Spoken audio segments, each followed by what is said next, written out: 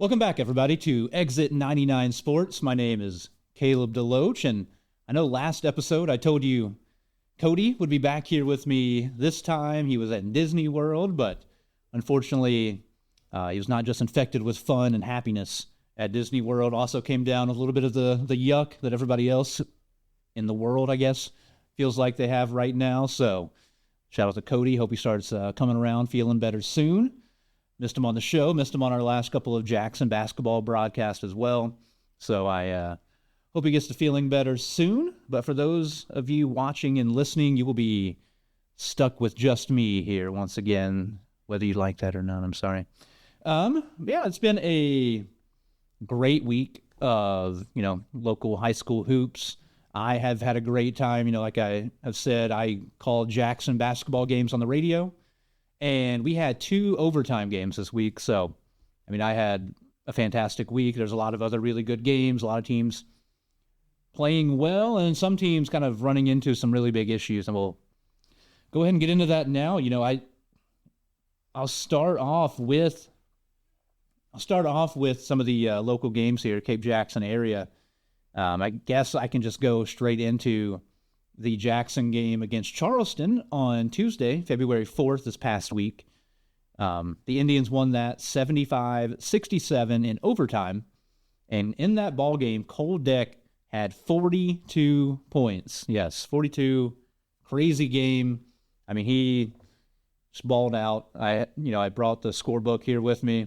He just played well. Like throughout the game, my dad made the joke where it was he's capable of having like a quiet 42, which doesn't make any sense in a way. In high school basketball, somebody scores 42, you feel it, but it never felt forced. He was very efficient. He played well throughout. He got other guys involved whenever, space wasn't there for him or he wasn't open to take a shot. And he was just consistent. He balled out. He had 7 in the first quarter. He finished with 18 in the first half. Got 10 more in the third. He got 6 in the fourth. He had 8 in overtime to lead them to that victory. And yeah, it was a fun game. It was senior night, so, an exciting night for Jackson fans, Jackson players. This Indians team has 6 seniors, Gavin Allspaw, Lee Ivy, Kolton Toma, Cole Deck, Austin Criddle, and Braden Thompson, all seniors, all of them, contributors, all of them seemingly great kids, good leaders on the team. It's been fun the last couple of years getting to watch them play pretty consistently and getting to call their games and whatnot. And yeah, and they came out, played pretty well. Jackson started the game well. They led early. And then Charleston just played really lights out. They kind of exposed some weaknesses. They found some holes in Jackson defense. And the Charleston, they're tough to... they're a little bit tough to guard for the Indians because Jackson does like to, play a little bit bigger. They like to play 2 big guys. And Charleston has, a big guy in Deshaun Henderson. But outside of that, really nobody else you would classify as a post player in any capacity.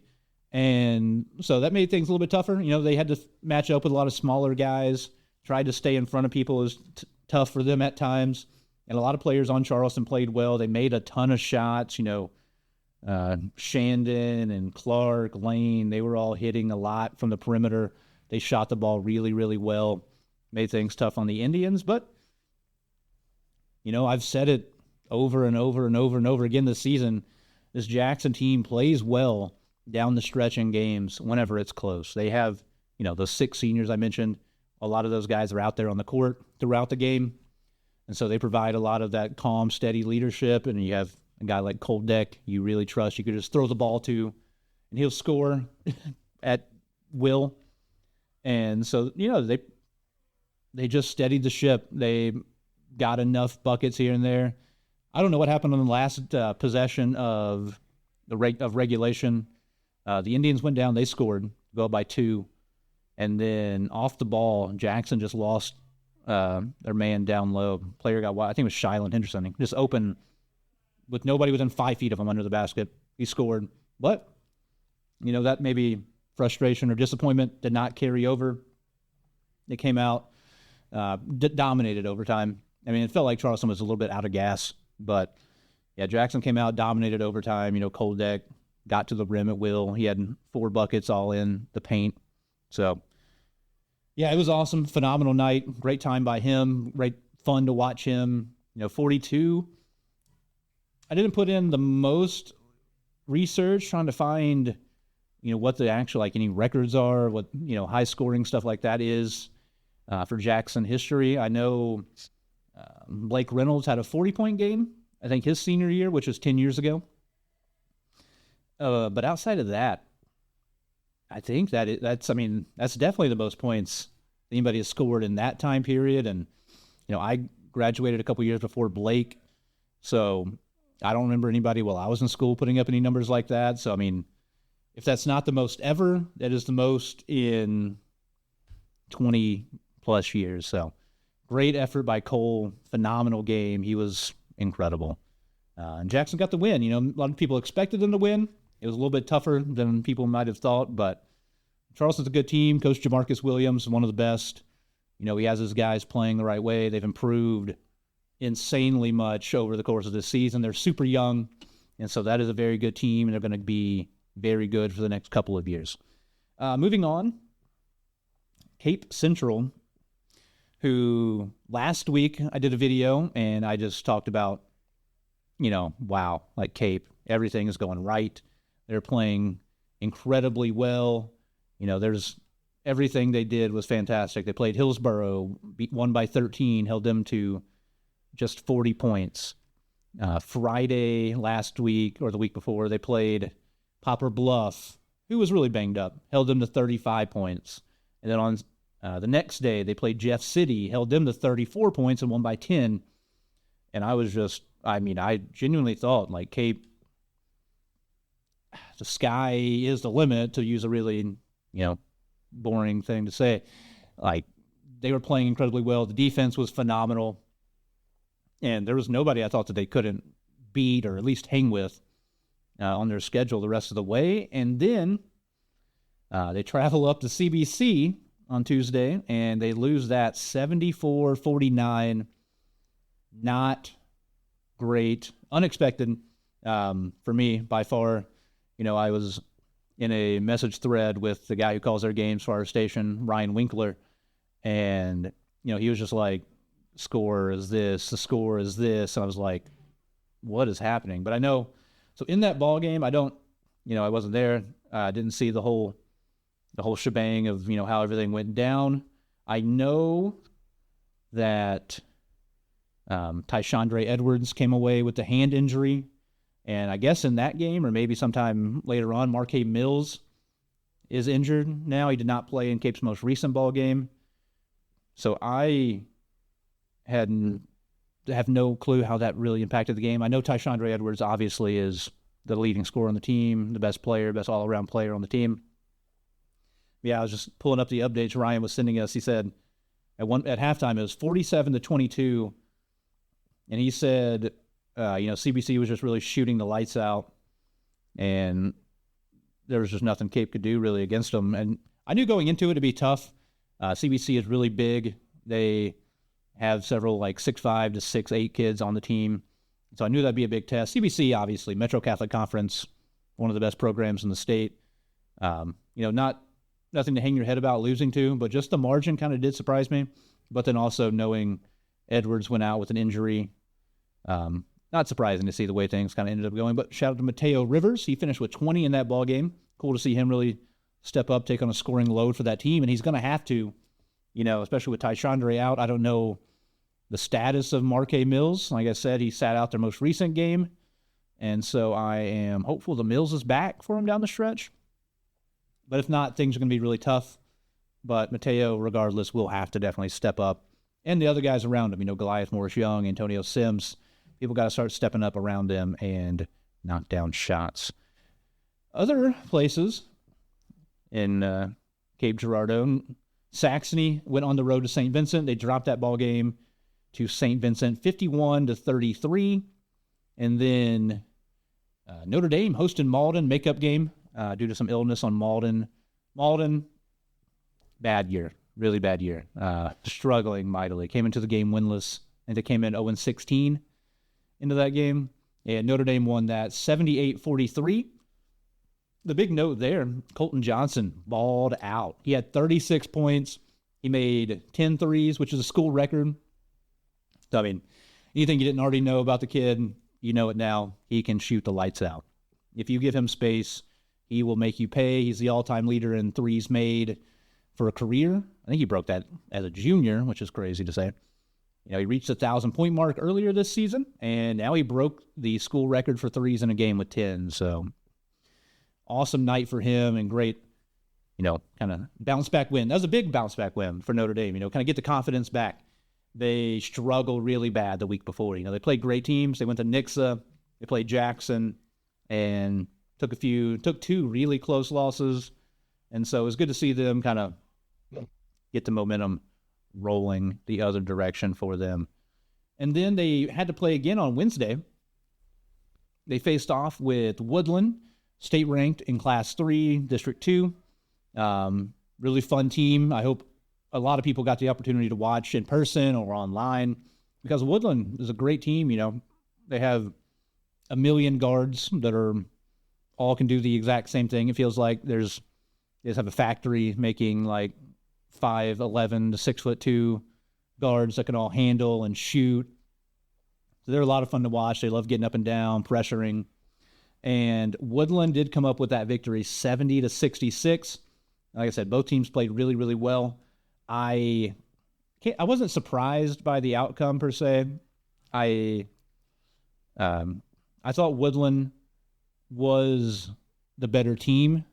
But I knew playing at Notre Dame would make it a competitive ball game for sure. Notre Dame, they trailed by decent margins in that game and really came back, fought hard to, stay in that one, but unable to drop one there against Woodland, 70-66. And then Friday, they bounced back, had another game, an in-county game, playing Saxony, hosting Saxony.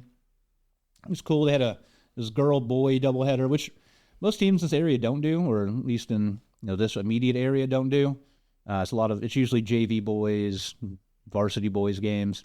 But it was cool. It was a good atmosphere having, the girls play, the varsity girls play, and then the varsity boys play. And then the varsity boys did blow out Saxony again. Saxony dropped another one this week. 64-41. The Bulldogs won that on their home court. And more big news for the Bulldogs. Brett Dohogne, who scored 20 points in the ball game, scored his 1,000th for his career. So congratulations to Brett and Dohogne. He, he kind of did what he does, not anything out of the ordinary. He dominates inside. If you don't have size, athleticism, strength to match up with him, he is going to kill you inside. And he did that again, like I said, 20 points. He did it all for them, played well defensively, had a good size advantage inside over anybody on Saxony. Not a very big team. And, got his 1,000th career point. Like I said, great player. Been very fun to watch him over the last few years. Like I said, I do Jackson games, so I see him at least, usually 2-3 times a year at the SEMO conference, Christmas tournament, plus playing the regular season. So it's fun to watch. And then obviously, I personally live like a mile away from Notre Dame. So I've seen several Notre Dame games over the last few years with him in it. So he's been a great pleasure to watch. So congratulations, 1,000 career points to Brett Dohogne. And also Johnson followed it up, 4 more made threes. He had 13 points. Brody Harden, I think I mentioned before, maybe in the last show I did, I really like Brody Harden's game. I made the joke that he has like one move that keeps working over and over again. I don't know how people keep falling for it. But he had 10 points in the ball game, and he's really been playing well down the stretch here. You expect Dohogne and Johnson to ball out, and they keep doing that. However, they do need, whoever it is, Londaway, Harden, Schumacher, Dennis, one of these people to, kind of come along with them, hit that double-digit mark to really push them over in a lot of these ball games. And, I like Brody Harden's game. He's a good shooter. He finishes well around the rim. He finishes through contact. So I kind of like what I've seen from him. He did a good job. Over on the other side, Jackson Wilson, I saw, had 12 points. Nashawn Davis had 10 for Saxony. Davis, only a junior, has been playing well this year. So, he's a good building block for this upcoming season as they have a lot to build on from this year, maybe a little bit of a down year, tough year for these kids, but they keep playing hard, they keep showing up, and they have some more tough tests coming up this week. And then the last game of this past week is Cape Central. They played on Saturday down at Charleston, 6-man shootout. Fun event, always. Charleston does a good job getting, fun teams, good teams from St. Louis usually, or just out of the area to come in and play teams from Southeast Missouri. And they did so again. There's a lot of mixing and matching for the other games, but Cape Central played Principia, who's very good. They are undefeated. They are number 1 in Class 3. I've seen them now a couple times. They played Jackson very early in the year. Beat Jackson 15, 17, something along those lines. Very talented. They're super athletic. They can score around the rim. They shoot it really well. So they are a tough squad. And they really took it to Cape. The Tigers did not have Tyshandre Edwards or Marquee Mills. So, that is, whatever you want to say, 30, 40 points that they're missing off the roster. And they're not going to win a lot of games, especially against a team like Principia if they don't have those two guys playing. Some guys did play well, like Goliath Morris Young did a good job around the bucket. Big, strong kid, only a sophomore. So I really like what he's going to bring to them over the next couple of years. Hopefully, keep developing. I hope he develops, outside game too, handle a little bit, be able to take it from the perimeter, use his strength and athleticism to keep going to score at the rim. But super talented right now. He had 13. Sims had 11. Rivers had 9. Good to see Antonio Sims once again getting in double figures. I like him being aggressive. They'll need him to keep being aggressive as the season winds down. And Mateo, they really did a good job trying to take away Mateo Rivers, which Principia can do because they have incredible guards. They have like Quentin Coleman, a kid named Money, a kid named Torre. They have phenomenal guards. They all have offers at the next level. They are a very, very talented team. So it's a big loss, bad loss, tough loss. When you're Cape Central, you don't expect to get turbo clocked. And but this is a team you cannot hang your head losing in that fashion against, especially without two guys that you expect to score in double figures. The rest of that shootout was pretty fun. Richland and New Madrid played. New Madrid won that by 13. St. Mary's Southside ended up playing East Prairie and blew them out 94-67. St. Mary's had played a lot of these teams had to play back-to-backs, which kind of unfortunate, but it is what it is. Woodland fell by 2 to Confluence Prep, which is their second loss in back-to-back nights as well. They went on the road to Kennett, lost a close one by 4 or 6 over there at Kennett. So a little bit of a tough week. Heard they were kind of banged up, maybe 6, all that stuff. It's that time of year. Unfortunately, I just hope they can be healthy for the inevitable district championship they're probably going to be in against Scott City. I want to see a good rematch between those two. So hope both of those teams are 100% healthy. Woodland lost by 2 to Confluence Prep. And Sikeston blew out Charleston in the finale, 96-57. Sikeston looks dangerous. So if you're playing Sikeston into this season, be ready. Strap the seatbelt in tight because they are flying right now. Putting up 96 at Charleston, not easy to do. And shout out to Greg Hollifield, 900th career win. Feels like last season, it felt like he got win number 800. So he is definitely going to be closing in on 1,000 with the way they win in just no time. Good week of boys basketball. Some high-level games. I skipped right over the game that I wanted to talk about the most nearly there. And that was my second game of the week. To rewind back to Friday. Jackson took on Webster Groves. Webster Groves is inevitable. And they beat Jackson 69-68 in overtime. And it was a tough one for me calling the game. And, admittedly, as a Jackson graduate, former Jackson player, it was tough. Incredible performance by the Indians. Once again, I said earlier in the week, Cole had 42. He followed that up with 36. And I mean, Webster Groves is so good. Like, coming into the game, I definitely picked Webster Groves to win. And I thought they would do so, maybe not in blowout fashion, but I thought they would win pretty comfortably. But Jackson came out and was just not afraid at all. Just went straight at them. Webster Groves would jump out a little bit, take a 7-point lead. Indians would just bring them right back in. Phenomenal, just team game by the Indians. Like I said, it was a brutal, brutal ending. Webster Groves got the ball, 5 seconds, out of bounds. They got it in, got it to their best player. He went and scored at the rim. I mean, it is what it is. Scotty Atkinson was the guy who hit the game winner. I mean, he is a high 4-star prospect. He's a sophomore. He's already got looks from just about everybody in the nation. He's got a ton of power conference offers already. And he is, ultra talented, super, super good. The very next day, they followed that up by beating Whitney Young, a powerhouse out of Chicago. It's produced NBA players left and right. So it was no joke, how Jackson played Webster Groves. That kind of, no moral victories here. But just showing that kind of proved to a lot of people at Jackson, maybe hopefully the players, coaches, and the fans, and the people around the state that, like, Jackson can play with people. Like, they don't have to be afraid of anybody when they get into the Class 6 playoffs. Like, they are capable of hanging with anybody and making it dangerous down the stretch. Obviously, being at home helped. It is what it is. Playing in front of your family and friends, being able to just show up right there in your home gym makes it a lot easier for you mentally, obviously, as a player. But yeah, they played well. I said Cole had 36. He had 6 in overtime on 2 made threes. He was phenomenal again. He had 17 at halftime. Only 3 points in the third quarter. But then he came back out, had 10 in the fourth.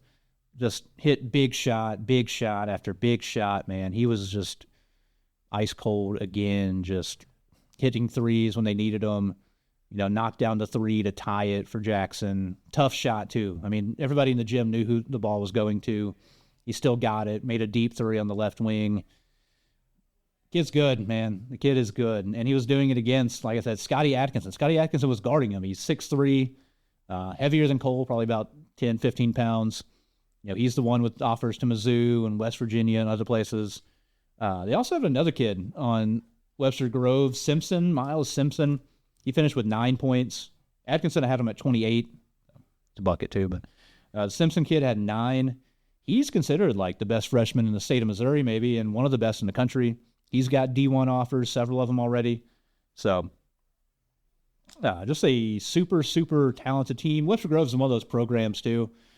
Every year, you just expect them to show up. They're going to win 20-something games. They're going to make runs in the playoffs. They won a state title in, I want to say, 2021. So they're a phenomenal program. Coach Mathis does a good job there. Taking over for Coach Blossom, who is the coach now at Principia. Yeah, just good job on both sides. Great game, well-played game. One of the most fun games I've watched. But yeah, it was brutal. The ending. Jackson cannot beat Webster Groves. It's tough, man. It's tough. That is, I think, the 15th, 1-5 consecutive time Webster Groves has beaten Jackson. I was a part of several of those. It's tough. Webster Groves is just good, man. They're a monster. But hopefully the Indians will get them next time. It'll probably have to be the next time we play them at the Event Center. Other people in the game, Ernst had 8. John Ernst played really well. He guarded the really good freshman on the other team, Simpson, and did a great job against him. Really kind of shut him down in the second half. Jory Toma played well. He had 9. Ivy had 6, with all of those coming in the second half. Kolton Toma, he had 7 all in the second half. So a lot of guys really showed up there late in the ball game and played well for the Indians. So that was encouraging to see. And it's what they do. It's kind of the recipe, right? Dick, go ball out, do your thing. And other guys kind of show up in their roles, play their role, hit shots. Toma, they hit shots. They're good shooters. They can get mid-range. They get in, they get kickouts. They can make open shots. And then, just wants to keep seeing the development from John Ernst. And then Lee Ivy, he's getting a lot of confidence scoring around the basket, and that's been positive to see. He's been good. Been a good season, just tough. It's tough, man. Tough to lose to Webster Groves again in that fashion was brutal. But jumping over to the girls' side, Monday, another big Jackson game. The Jackson girls went on the road to Donovan, who was coming in, only had one loss. So both teams only came in with one loss. Donovan hadn't lost a home game in like 2 years. And Jackson went into Donovan, beat them 58-54. Great team game. Just across the board. Donovan likes to press, and their coach said the first time he's had to get out of their press like ever because they could not guard Jackson full court. I said, everybody contributed, you look at the scoring column, 4 girls finished in double figures, and those were, all I had the way I scored it at home. Allsdorf had 13, Deck had 12, Lauren Dory had 11, and Addison Henderson had 10. So everybody kind of showed up. Everybody played their role, man. Dory did a good job inside. Her and Henderson taking away the inside game for Donovan, making it tough for them to score around the bucket. And, then Kate Deck, Cameron Allsdorf doing what they do. They hit shots. They made tough buckets around the rim, and everybody hit free throws. And that was the X factor. Shout out to my high school coach, Darren Scott, now at Saxony. He always told us free throws don't win every game, but they win you the close ones. And this was a close ball game, and Jackson shot 100% from the free throw line in the second half. So that's what you want to see. That's how you win close games. And once again, I told you those 4 girls in double figures. Cameron Allsdorf, senior. Kate Deck, freshman.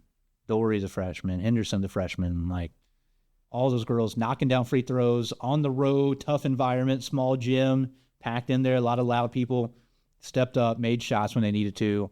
Another awesome performance out of the Jackson girls. They still sit with only 1 loss on the season. They have a big one coming up I'll tell you about shortly. Also on Monday, Saxony hosted Dexter. Another tough one for the Saxony girls. Got beat there 71-47. And then a Cape Girardeau battle. Notre Dame beat Cape Central at Notre Dame 69-41. Really blew them out. Just another all-around dominant effort out of the girls. Eliza Barnett had a big week, humongous week, inside and just dominant against everybody she played. She had 20 points, 12 rebounds in the game. Skylar Kraft also paced her with 16, so big inside-out threat there for the Lady Bulldogs. Grass picking up their first win of the week. Cape had to turn around, play on Wednesday. They fell to Farmington 55-30. I've seen Farmington a couple times. They're good. And so not a surprising outcome per se. Farmington is, I would say, quite a bit better than Cape Central. But then they bounced back, the Tigers, that is, and played at Cairo Thursday this past week and beat them 69-33. So nice win by the Lady Tigers. Going on the road, sometimes a tough place to play. I don't know what the environment was like in this one, and beat Cairo. And then Jackson was back on the court, and they had a SEMO conference ball game. They hosted Poplar Bluff, and it was just a dominant game again for the Indians, 64-29. Indians continue to steamroll anybody in the SEMO conference. Excited for the inevitable rematch between them and Notre Dame. See how that goes. It'll probably be for the SEMO conference crown. But in the Poplar Bluff game, it was a lot of Dory and Deck. Lauren Dory had 20. Deck had 17. So those two continue just to be awesome inside-out combination for the Lady Indians. And, just a good, very good team win as always. I watched about the first half of that ball game. It was pretty nice, a dominant overall win for the girls. The press was working. Lily Watkins, especially, she was killing the mules at the front of the press. And I think she finished with 8 points as well. Addison Criddle had 7. She made a buzzer beater there before halftime. And it was over by halftime. It was very dominant start to the game. They did what they needed to do. They came out, they took care of business, picked up a win over a team they should beat. And, blew them out, 64-29. And then Friday, we had another in-county battle. Saxony, as I mentioned, we had a varsity girls, varsity boys doubleheader at Notre Dame. Notre Dame blew out Saxony girls, 64-39. Liza Barnett, as I mentioned before, big week. She had 20 points, 13 rebounds, and 7 blocks in this one. So she is really just stepped up. I mean, she's a senior, and she's been playing well all season, but it feels like really down the stretch here, she's just like, I am going to take over for this team, and she has been balling out, and I hope she keeps doing so. It's been fun to watch, and I'm excited to see, what they got going on here down the stretch. And then so that'll just lead us into this week's slate of games. I guess we can stay with the girls. Monday, February 10th, so today, if you're watching on the release date of this, Jackson is hosting Principia. So I talked about the Principia boys are phenomenal. Their girls are no exception. Their girls are number 1 in Class 3. They are 18-13, and they have been fantastic once again this season. Across the board, their boys and girls are just having an unbelievable year up there at Principia. So it'll be a tough test. The game is scheduled to start at 4:30. So that'll be interesting to see how that might have affect things. A little bit weird start time. Got to just jump straight in, getting prepared for that. Like I said, any change to your process can throw people off. So we'll see how that affects either team. Yeah, early start. They're led by a girl named Deja Scott. Super talent, 19 points a game. She does it around the rim. Shoots 55% around the rim. She's only a 26% three-point shooter. She has taken 76 of them. But they will take a lot of threes, it looks like. They will shoot from the outside. They want to get downhill. That's where the threes come from. They want to attack. They want to put their head down, get to the rim. But they do have kick-out opportunities usually. And one girl, Jayla Hawkins, she's the biggest shooter on the team, you could say. She's attempted 92 threes this season. Shoots at 33% clip. Yeah, very good squad. It will be probably the toughest test of the season for the Indians. Just think about those words real quick. Yeah, I think it'll be up there. I mean, St. Vincent, obviously, is awesome. It'll be right in that same area. I mean, Jackson, this schedule recently has been, bonkers. Just like their last 10 games or so. I mean, they've played St. Vincent. They played at Farmington. They played Park Hill Central, MICDS, Francis Howell, at Doniphan, and now Principia. It is in a killer stretch for the Lady Indians, but they sit here 16-1. Who's to say they cannot, do the same thing the boys have been doing, show up against a very highly ranked team and knock them off. So I'm excited to see how they perform. This Principia team is very, very solid. Very young team. The Scott girl that I mentioned, I think she's a sophomore. They have this very, very good team, so it'll be fun. As I mentioned, they are 18-3. So number 1 in Class 3. Jackson has beaten state-ranked teams in Class 4, Class 6. So see if they're able to do it again. Big-time matchup against Principia. Notre Dame will be on the road at Dexter. Another chance to pick up another SEMO Conference victory. I think Notre Dame should win that one. Dexter's tough to beat in their home gym, but I think that they're definitely capable of knocking off the Lady Bearcats. Cape Central will be hosting Kennett. If you want to go see somebody that is really, really good at basketball play, Kennett has a girl named Elise Edwards. I mentioned a few times. She's fun to watch, man. She's like 5'0". She hits shots from the outside, from the inside, from mid-range. She is a fun player. She is one of the fastest people alive. She's very fun to watch. And she does it all for Kennett. They don't get a lot out of the rest of their supporting cast. And so don't be surprised if I talk to you next week and Elise Edwards is scoring 35 points, 40 points in that game. Then Saxony will be hosting Portageville. Now, that'll be a very tough test. Portageville is very good. They are the best team in the Boot Heel. South of Sikeston. They are by far the best team in that area. So that'll be a tough test for Saxony at home.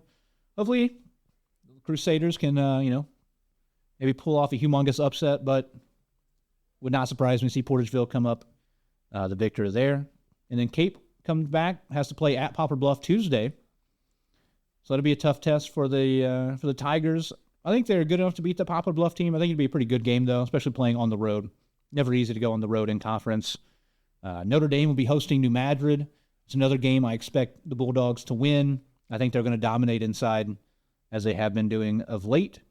And then, well, I'll talk about the other games first. Saxony has to play at Kennett, which once again I think will be tough for them trying to match up against Edwards. But Kennett, if you can slow down Edwards, is beatable, but that's a lot to ask.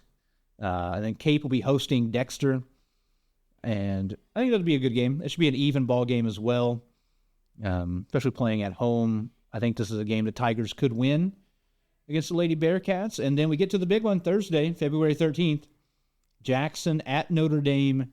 The two teams have played already once. They played at Notre Dame the first time in the SEMO Conference Tournament. Jackson won that one by 30. It felt like a little bit of a surprise at the time. I knew Jackson was going to be good, but at the same time, seeing that margin of victory was surprising. So we'll see if the Indians are just that good, that much better, or if Notre Dame kind of comes out with a chip on their shoulder, seeing how the last time that game went, to come out and keep it close, man. It'll be tough playing at Notre Dame. They'll have a big crowd, I'm sure. Their kids always show up. Their parents show out, obviously. So that'll be fun. I'm excited to see that girls' game. I will hopefully be in attendance. If I'm not in attendance, I will definitely be watching online, and that will be a big, big game to keep your eye on. And then we'll flip over to the boys' side. No games Monday for any of the Cape area teams. Woodland is hosting Meadow Heights. See if they were able to bounce back from a tough week, as I said.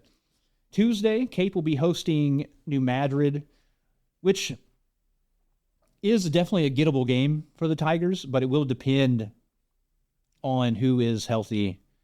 I don't know. I'm not going to talk in absolutes about speculation on the Edwards injury situation. I'll call him doubtful. I don't know if we'll see him in the regular season. I don't know if we'll see him by the postseason. Hand injuries. It's basketball. Your hands are pretty important.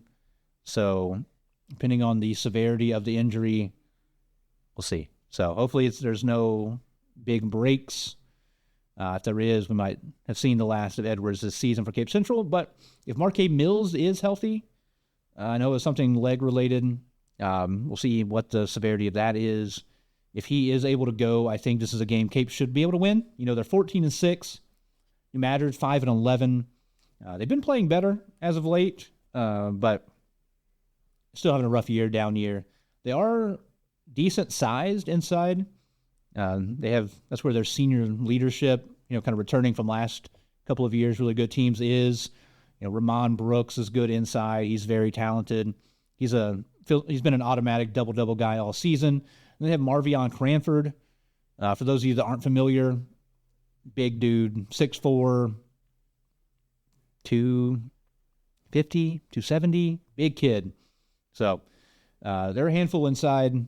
They have a lot of young talent. They've been kind of going with their older guys as of late, so we'll see how Coach Jenkins handles that here down the stretch. But it's definitely a gettable game for Cape, but I do think it'll be tough depending on the health of some of their guys. But once again, Mateo Rivers, Goliath Morris-Young, Antonio Sims, they just have to step up. I expect that they're able to do so. And playing in front of their home crowd, I like their chances in that one. And then a fun game, keep an eye on at Notre Dame. They'll be hosting Hillsborough. Notre Dame will be 10-11 going into that one. Hillsborough 9-8. Hillsborough's a solid team. I'm pretty interested to see how this goes. Their guards are fine. They shoot a lot of threes. They don't necessarily shoot a great percentage. They can score a little bit around the rim, the guards.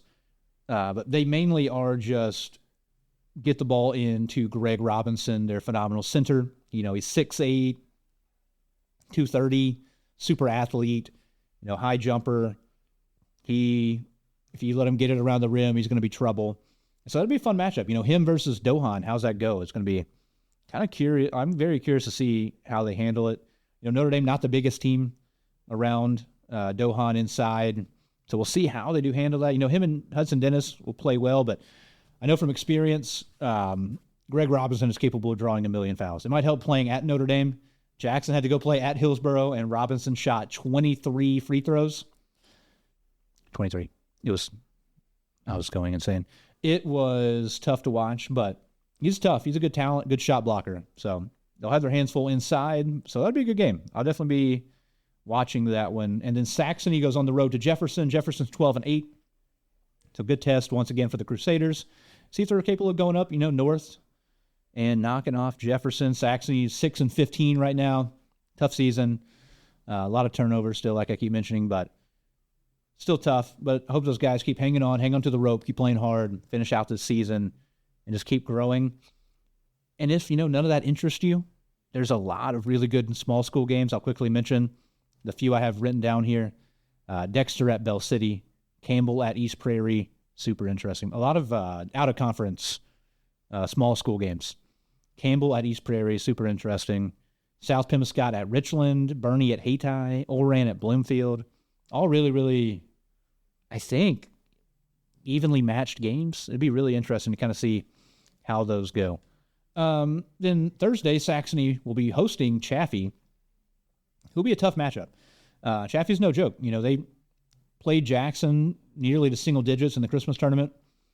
They have a kid, Fowler, who's a bucket, plays for them. They're a pretty solid team. They've looked well throughout the season. Chaffee is definitely not a pushover, so that'll be a good test for Saxony at home Thursday. And then Friday, Saxony plays again. They're playing back-to-back. So busy week for the Crusaders. They'll be on the road to Oak Ridge, which is another game I think they can win. And so we'll see how that one goes. Shout out to Coach Haas up there at Oak Ridge. We'll see how that goes. I think that's definitely a game Saxony could pick up in the win column, however. Notre Dame will be on the road at Poplar Bluff. It's tough to win there, and it will kind of depend. I don't know. I can't really tell you what I think about the game because the Durden brothers, the two leading scorers on Poplar Bluff, have been out recently with injury. So my thoughts on that game will kind of depend on how, the availability of those two. If they're playing, it'll be a very tough game. But it could be a very evenly matched game, I think. Even with those two, I'm interested to see that one. I'll definitely be watching. I know if you look up River Radio PB on YouTube, they'll be live streaming their games. Frankie Castile does a good job there. And I know Rusty Hendricks will be broadcasting, I assume, that game as well. Over the radio, yeah, it'll be a good game. It'll depend, like I said, on whether the Durdens are healthy. If the Durdens are not, I think Notre Dame could win comfortably. If they are playing, I think it'd be a good ball game. And then Jackson will be on the road to New Madrid. A little bit of a long trip. So we'll see how the Indians deal with the long bus ride. A week off for the Indians, which is also very valuable this time of year, in my opinion, getting rest. And Jackson will come into that one 18-4. As I mentioned earlier, New Madrid goes into this week 5-11. So definitely a winnable game for the Indians. But it's tough to go on the road in the CMO Conference. I talk about that with Coach Brownsberger after every ball game. No matter who you play in the CMO Conference, no matter where you play them, it's going to be a tough, tough game. And just because New Madrid is down does not mean they're going to be easy to beat. So Jackson has to bring it, cannot sleepwalk. And then what, I would have originally billed as very, very interesting big one. Cape at Sikeston, still for the regular season conference championship. Those teams are both still undefeated in conference. It'll be at Sikeston. The last time they played, it was at Sikeston. And it did not go Cape's way. It was bad. I was actually on the call for the Cape game, and it was tough. I mean, it was a decent game for the first half, and then an absolute avalanche hit Cape Central in the third quarter. I don't even know. It felt like there was 20 consecutive turnovers to turn into layups and dunks. So, if Cape Central's playing without Tyshandre Edwards, if Marquee Mills is also out, or if he is hampered in any way, it could be a tough one for Cape Central. We'll see how it goes. I've heard that Marquell Murray is no longer on the team at Sikeston. We'll monitor that situation. But he wasn't there for Charleston game either, and they won that by 40. So we will see how that goes. Best of luck to the Tigers, but it will take a lot of luck, in my opinion, to beat the Sikeston team. They're just so good. I mean, they're just so talented. They've got two SEMO signees They are just a very, very good team. Tough to match up with, tough to play 4 quarters with. You can't play their game. You cannot try to run with them. It'll probably lead in you losing. So we'll see if Cape is able to kind of fight back against the speed and quickness of Cape Central. And if they can handle the ball, you cannot turn it over against a Sikeston team and expect to win. So that pretty much does it as far as this week's slate goes, boys and girls. A lot of good ball games. Busy week as always. Busy week for girls, busy week for boys in the Cape Jackson area. And before I sign off here, I thought I would take a look over at the district standings, because we're right there. We are about a month away in the bigger classifications from district time. So a little bit under a month now at the time you'll be watching this. So yeah, it's definitely time to start looking, time to start thinking about where your team is going and, how they might do there. And then on the boys' side, I'll start Class 4 District 1 where Notre Dame is. And the way I'll describe this is it is the most, no offense, 500 district of all time. By that, I mean, I'm going to go alphabetically. Dexter, 9-11. Donovan, 11-8. Fredericktown, 10-9. Kennett is 8-11. Notre Dame is 10-11. And Perryville is 10-9. So every team is like right there, hovering around 500. Some of those could be off by a game or two. Misha takes sometimes a day or two to update their records and whatnot. But regardless, that district will be played up at Fredericktown. Good-sized gym. Should be able to hold, whoever's playing up there. Yeah, I mean, if you're Notre Dame, it's definitely a winnable district. Dexter is fine. They've been playing, they're up and down, kind of. Haven't seen Donovan, haven't seen Fredericktown. Kennett has a very good player. They have Dyson Watson, who's very good. They have shooters around them, but if they aren't hitting shots, Notre Dame blew them out already once this year. So I think that they're a beatable team. Perryville's playing well at the moment. Coach Hahn from Delta, back in the few years ago, is up there, has them playing fast, has them playing well right now. But there's nobody in that district, in my opinion, that Notre Dame can't beat. I think that is a winnable district for them. And I think, if things shake out the right way, we'll see where the game is going to be played at. They could win the next game, too. I think it'd be Potosi probably coming out of that district. We'll see. But playoffs right now, Notre Dame gets positive momentum going that way. They could win. They could win a few games, like in districts, and I think they could get out of districts and maybe win another ball game at least. As I move over to Class 5 District 1 on the boys' side, and that is a jam-packed district. From what I have on here, Misha's website. Got Cape Central, who's got 14 wins. Farmington's there with 18 wins. Festus has 10. And then Sikeston has 18 wins. At the moment, it looks like we're trending toward a Farmington-Sikeston rematch in the championship. We'll see. Farmington already beat Cape and Sikeston. So Farmington should have the 1 seed. Unless they just collapsed the last few games. But I think regardless, they'll have the 1 seed. If Sikeston beats Cape again, they'll definitely have the 2 seed. Cape will have the 3. So with those seedings, I expect Cape, Sikeston to meet in the semifinals. And if Farmington, they're going to breeze through everybody else, in my opinion. They've already beaten, I think, all these other teams from around their area, DeSoto, Festus, Hillsborough, North County. So whoever they see on their side, I think they'll probably breeze through and be waiting for, whoever comes out. Cape Central, Sikeston. If Edwards is not there, it's going to be tough for Cape Central. He's a 6'7" freak athlete, good scorer everywhere. So without him, things will definitely be difficult to get out of that district, as there's just so much talent. Sikeston and Farmington, both those teams are so good.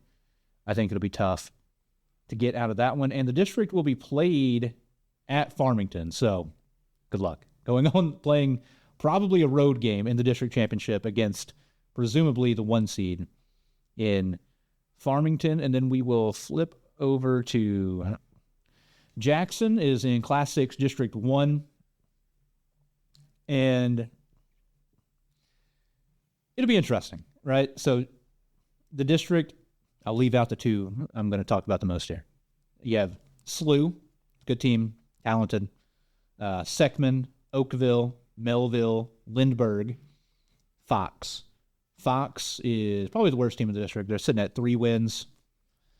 Melville, Seckman, Oakville, definitely gettable. Lindbergh, it's going to be tough. They lost a lot from last year. And SLU will be the home team. They're hosting the district. And so obviously, they'll be playing very well, playing in front of their home crowd. And then the big dog outside of Jackson is Cardinal Ritter. You look at their record, it's not going to be good. They play a lot of out-of-state teams. They play teams from all over. Their life is not going to be easy this season. Cardinal Ritter lost a lot off of last year's team, and no slight to them or anything. I just kind of expected them to reload with a ton of transfers and really kind of pick up where they left off. They've lost some games that I wouldn't expect them to lose. They lost to MICDS by 9. They lost to Lift for Life by 3. They lost to Battle, who's solid, by 7. They lost at McClure North. They lost to Miller Career Academy. Does that mean anything? Not necessarily. They're still going to have really good players. I remember a few guys from last year's team that were underclassmen that I really liked. They had a guy named Oscar Patterson, who was incredible, great defender, crazy length. So we'll see. We'll see how it goes. Jackson, this team this year is capable of beating them, I think, which is crazy to say. I would have not thought that coming into the year. Hand up. I did not think Jackson would be this good coming into the year.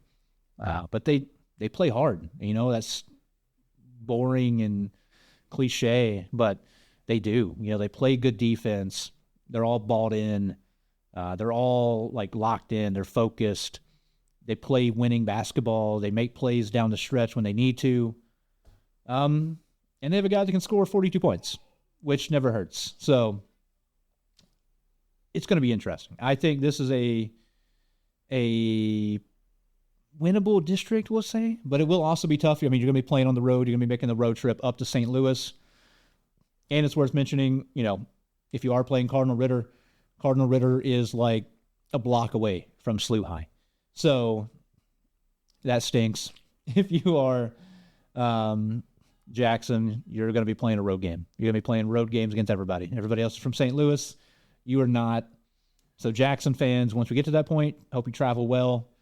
Got to make your presence known because it's going to be tough playing up there on the road for all these ball games. And then I'll flip over for the girls' side, district play. Class 5, District 1, where Cape Central is at. They're in a tough district. There's some pretty solid teams in here. Hillsboro's 15-2. Festus is 17-3. You got Farmington, Sikeston, Bluff from around here in the district as well. So that'll be tough. I've skipped right over Saxony. Saxony's boys, I will backtrack. Excuse me. They're in Class 3, District 2, which I've alluded to earlier. They're not going to win. They are in a district with Scott City and Woodland. And those two teams are on a collision course with each other. Scott City, shout out to them. They just won the Scott Mississippi County Conference tournament, beating East Prairie for a second time by double digits. Scott City and Woodland are both very good. Those two are going to be in the district championship, but Saxony's going to play some teams they could pick off depending on where the matchup lies. And depending on how they get seeded, if they have to play one of those two teams in the first round, it might be lights out for them. But, Clearwater has 2 wins. Arcadia Valley has 7. Greenville is at 11-10. And those teams are all beatable. That tournament will be played at Greenville. So it'll be a little bit of a hike out into the woods. Good luck getting cell service out there, as kind of in the middle of nowhere. But that is where that district will be. and it will be a very, very, very uphill battle for the Crusaders. As I was mentioning, over on the girls' side, Class 5 District 1, it'll just depend on the matchups. Cape Central could beat about half these teams, in my opinion, but I think that any game they play will be tough. There's no, 2-win team in this district. There's nobody that's bad, right? So every game will be tough. It will be very competitive. And I'll click over and see where it's going to be played. It's going to be played at Cape Central. Learn something new every day. It will be played at Cape Central. So that is a big plus, getting to play on your home court. So that might serve them well. They might be able to win a game, maybe pull an upset or two. So we'll see what happens. We'll definitely be rooting for the girls over there. And then Saxony girls, that is, are in Class 4 District 1. And they will be the lowest seed in that district. They're in a district with Dexter, Doniphan, Fredericktown, and Kennett. I'd be very surprised if anybody outside of Doniphan comes out of that district. The Donettes are very good. The district we played at Kennett, so that will be a long drive for Saxony girls. Very long trip down there to Kennett. I made it once this year, so that'll be a very, very tough district for them to get out of. And then Class 6 District 1 is where Notre Dame and Jackson are, as the girls for Notre Dame got moved up 2 districts compared to their boys due to a lot of success the last few years. And so they will be in a district with Jackson. And then some of the other, heavier hitters is Jackson and Corey Zoo, really. Corey Zoo on here is listed at 14-4. They're a very good team. They're consistently a really good team. I think Notre Dame and Jackson will both play them here in the regular season. So you'll get to see them. Notre Dame will get to see the best teams in their district over the next couple of weeks. So you'll see how you can stack up and maybe be able to, jump up, bite them. If they play Jackson in districts, it's tough to beat a team 3 times. If the Indians are able to win this upcoming matchup, it's tough to do. It doesn't happen a lot. So it'll be a tough district if you're the Notre Dame girls. If you're the Jackson girls, you're thinking like this could be a year we could, maybe get out of districts for sure. It will be up in St. Louis at Lindbergh, which I'll tell you, go up there to Lindbergh. Nice area around Lindbergh. That's where the Jackson boys played districts last year. School was super nice. I played there back in the day. Didn't look like that. They have an incredible looking school now. Super nice facilities everywhere. Go check it out. It's a great place to watch a basketball game. Nice facilities, nice school. To be a good district. Lindbergh, the host, they're under 500. They're definitely gettable. Fox is sitting at 4 wins. Melville has 4 wins. Seckman has 10. Oakville is sitting at 6-6. So, if you're the Notre Dame girls, you definitely can win some ball games here. You can end up in the semifinals 100%. Same thing with Jackson.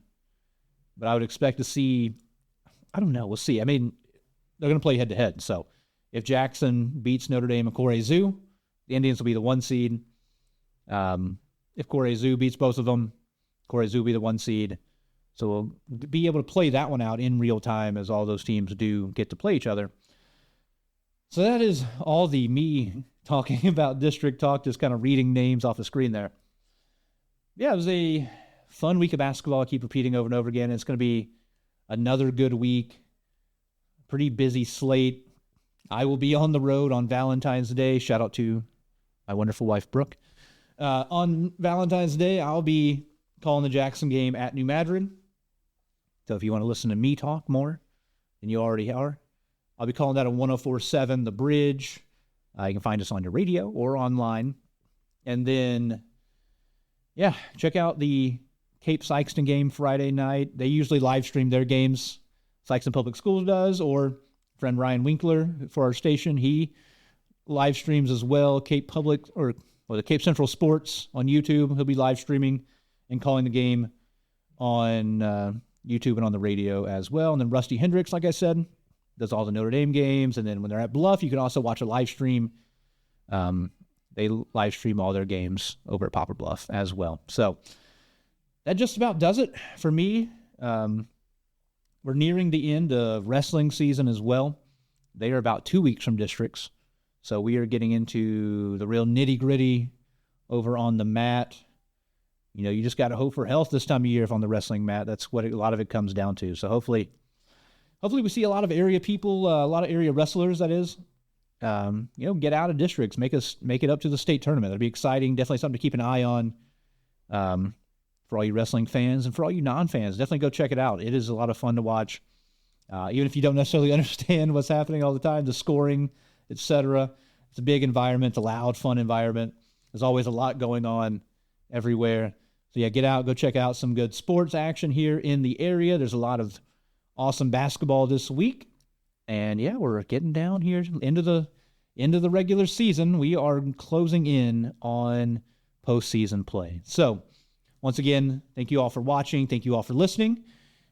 If you enjoy any part of this, make sure to like and subscribe. Spotify, Apple, Amazon, YouTube, Facebook, wherever you're consuming my voice, sometimes my face, whether you like it or not. Check us out, subscribe, look for us on other social media platforms. I hope to continue to get a little bit more active over on those. Yeah, as we just have fun talking more hoops, etc. here. As we're heading into the middle of February. Crazy to say, this school year is just flying by. So once again, thank you all for listening. Thank you for watching. Have a great one, everybody. We'll see you in the next one. Thank y'all.